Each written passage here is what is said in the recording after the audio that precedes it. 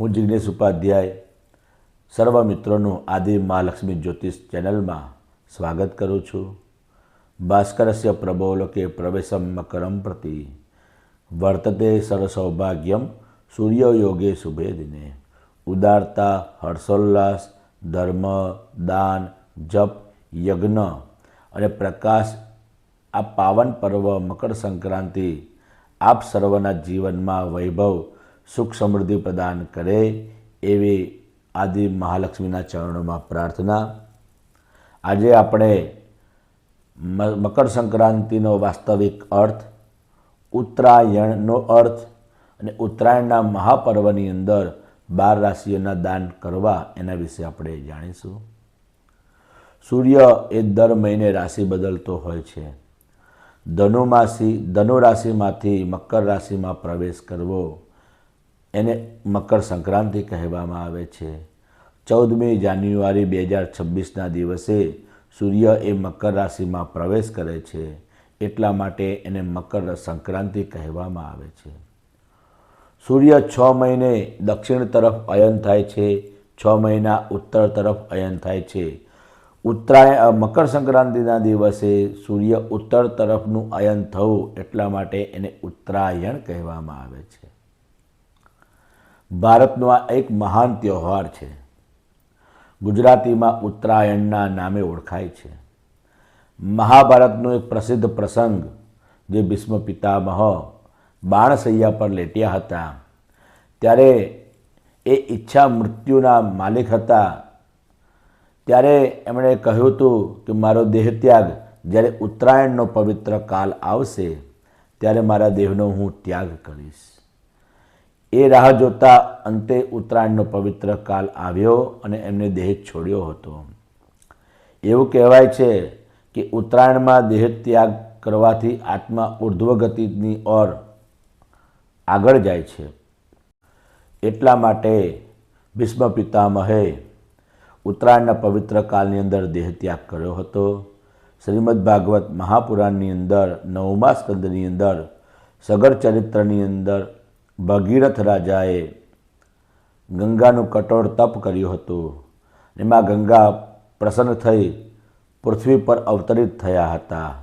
જ્યારે પૃથ્વી પર અવતરિત થયા ત્યારે મકર સંક્રાંતિનો દિવસ હતો અને એ ગંગા સાગરને ભળ્યા હતા અને એટલા માટે પશ્ચિમ બંગાળની અંદર ગંગા સાગરમાં લાખો શ્રદ્ધાળુઓ સ્નાન કરે છે, દાન કરે છે, તપ કરે છે। મકર સંક્રાંતિનો પવિત્ર કાળ દાન, સ્નાન, જપ, તપ, અનુષ્ઠાન, યજ્ઞ એનું ઘણું બધું મહત્ત્વ આપણા શાસ્ત્રોની અંદર રહેલું છે। 14મી જાન્યુઆરી બપોરે 3:13થી લઈ અને 5:47 સુધીનો પવિત્ર કાળ એ દાન કરવાનો છે।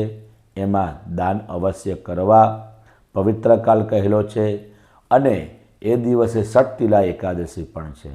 બને તો એકાદશીનો ઉપવાસ કરવો, ષટતિલા એટલે કે તલનું દાન કરવું। ચાલો હવે આપણે 12 રાશિઓ વિશે જાણીશું।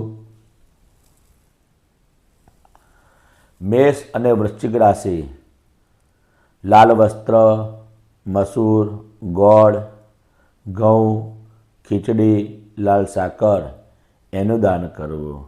બને તો સવારે 7:30 પહેલાં ઉઠી સ્નાન કરી 7:30 પહેલાં એક કળશમાં પાણી ભરી રક્તચંદન, લાલ પુષ્પ ભગવાન સૂર્યને અર્પણ કરવું, ચડાવવું। વૃષભ અને તુલા રાશિ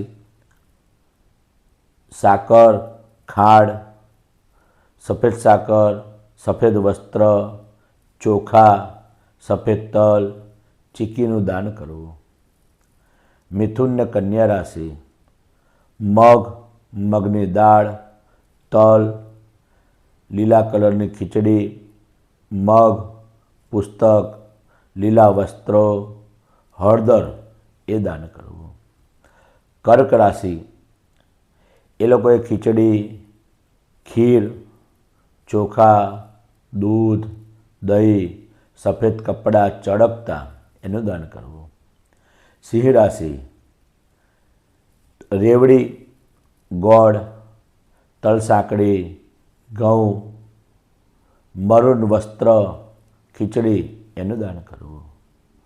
ધન અને મીન રાશિ ચણાની દાળ, મગફળી, ખારેસિંગ, પીળા વસ્ત્ર, તલ, ગાયનું ઘી એનું દાન કરવું.